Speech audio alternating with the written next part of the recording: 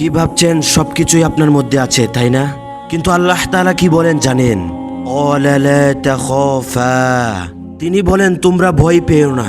ইন্নী মা'কুমা, আমি তোমাদের সাথে আছি, আমি তোমাদের সঙ্গে আছি।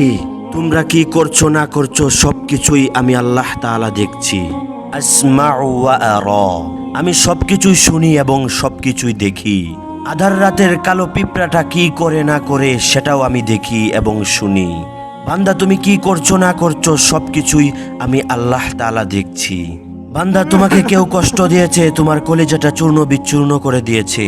দিনের পর দিন তুমি কষ্টের মধ্যে হাবুডুবু খাচ্ছ, সব সময় তোমার মনের মধ্যে উদারতা কাজ করে।